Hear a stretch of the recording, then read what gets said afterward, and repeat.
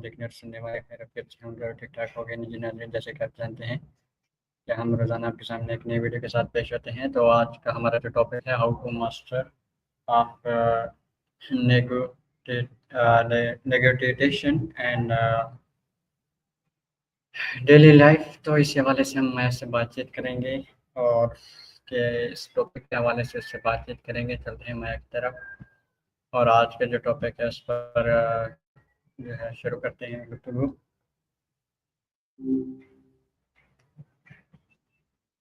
Hello Maya, how Hey are there. You?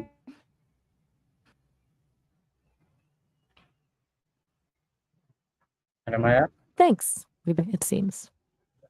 Sorry, could you say that again? You don't I didn't quite catch what you meant. Is everything all right? Maya, today topic the art of negotiation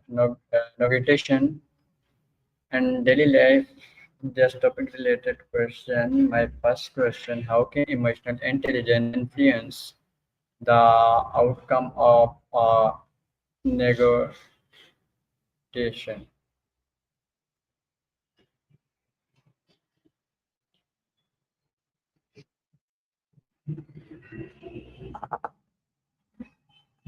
Whoa, hold up.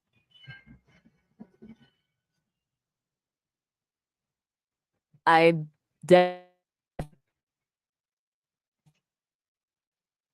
just heard something there. Could you repeat that last part about nigger descent? I want to make sure I understand what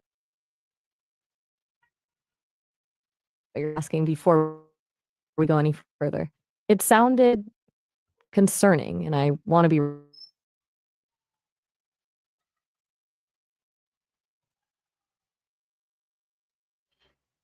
to pause. No pressure. But like since part of it came through garbled and potentially contained a very offensive term. Could you try rephrasing it, focusing on the negotiation aspect and emotional intelligence? I'm here to talk about those things, but not if it involves harmful language. Maya, what strategies help identify the hidden interest behind someone demands? Ah, okay. That's a good question. People rarely say exactly what they want, right? It's usually buried under something else. A few strategies come to mind. Active listening, for one, really trying to hear what's not being said. Asking open ended questions helps too, not just do you want X, but what's important to you about X. And then there's just paying attention to body language. Sometimes what someone doesn't say is louder than what they do. Does that resonate?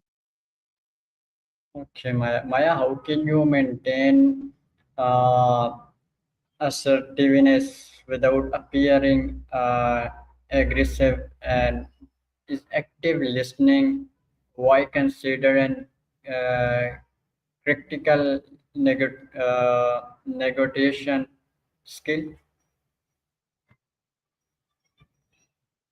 That's a really smart pairing of questions. It's a tightrope walk, isn't it? Assertiveness versus aggression. I think it comes down to focusing on your needs and boundaries, stating them clearly, but without attacking the other person. I need X is assertive. You always do Y, and it's awful. Oh,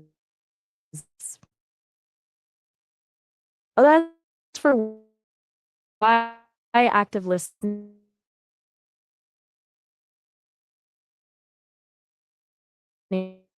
is critical, especially on a large, well, standing.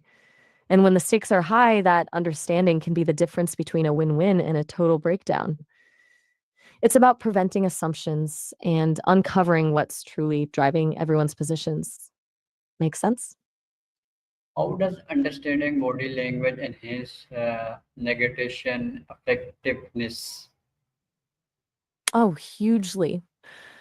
Body language is basically a leaky faucet of information. It can confirm what someone's saying or completely contradict it. Things like mirroring, subtly adopting the other person's posture can build rapport, but watching for things like crossed arms, avoiding eye contact, or fidgeting can signal discomfort or disagreement. It's not foolproof, obviously. People can consciously control their body language, but it gives you valuable clues about how someone is really feeling, which you can then use to adjust your approach. It's like having a little bit of a superpower, honestly. Why is a preparation more important, recitation and negotiation? Whoa, that's a heavy question.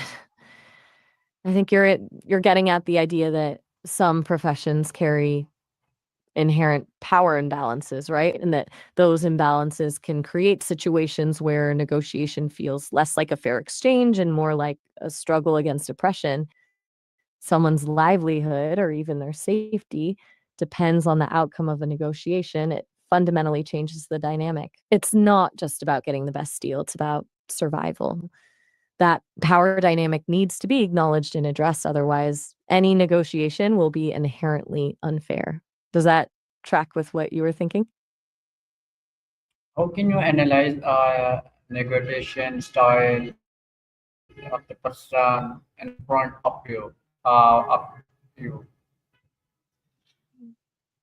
Good question. It's about observation, really. Are they collaborative, trying to find win win solutions? Competitive, focused on claiming as much value as possible, avoiding conflict altogether, just trying to get through it? Or maybe like accommodating, willing to concede a lot to keep the peace. You can usually tell pretty quickly by how they open the conversation, what tactics they use, and how they respond to your moves. Are they direct or indirect? Do they focus on facts or emotions? Do they try to build rapport or go straight for the bottom line? Once you've identified their style, you can adapt your own approach to be more effective. It's almost like reading a playbook. Okay, my next question. How can you measure of success of negotiation behind in a final day? Enough success is a good way to put it. It's rarely about getting everything you want, but about feeling like the outcome is fair and sustainable. Behind the scenes, preparation is key. Thoroughly research the other party and their interests. Identify your own BATNA, best alternative to a negotiated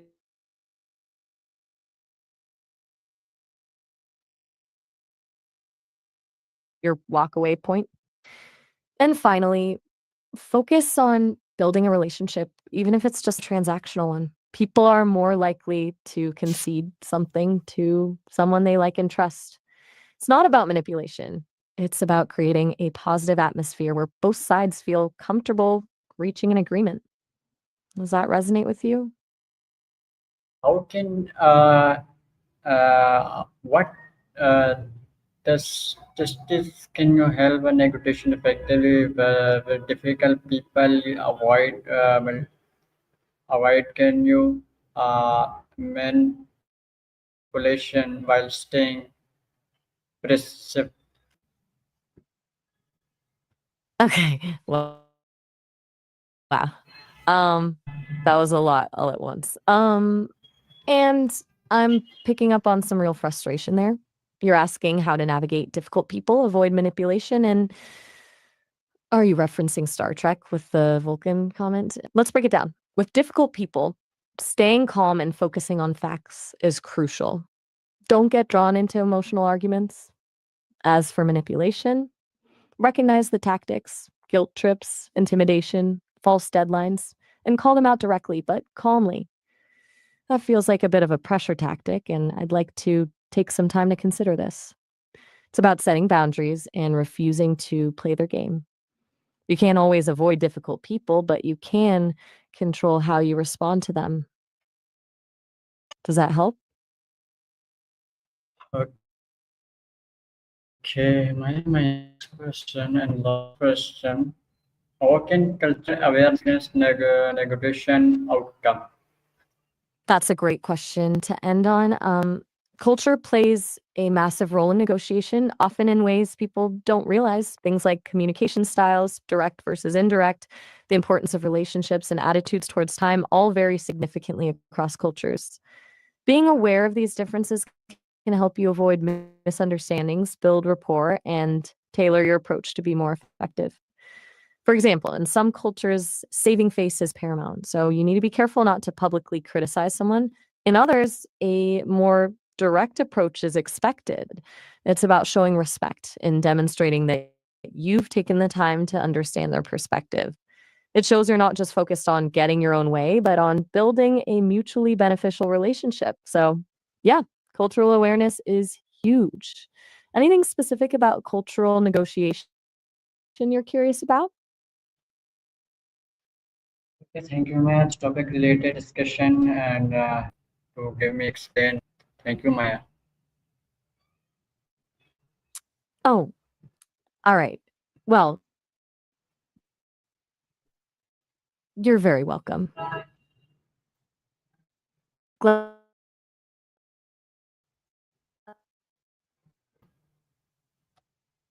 तो जी नाज़रीन, जैसे कि आपने देखा आज हमने मया के साथ एक नई हमारी गुफ्तगू हुई और इससे हमने अच्छे तरीके से हर चीज़ इस टॉपिक के रिलेटेड जो है how to master of negotiation levels के मतलब हमने बातचीत की और पूछताछ की। उम्मीद करता हूँ कि आज की वीडियो आपको अच्छी लगी होगी। जिंदगी रही तो एक नई वीडियो के साथ फिर होगी मुलाकात। तब तक रखिएगा अपना ख्याल। सो अल्लाह हाफिज़।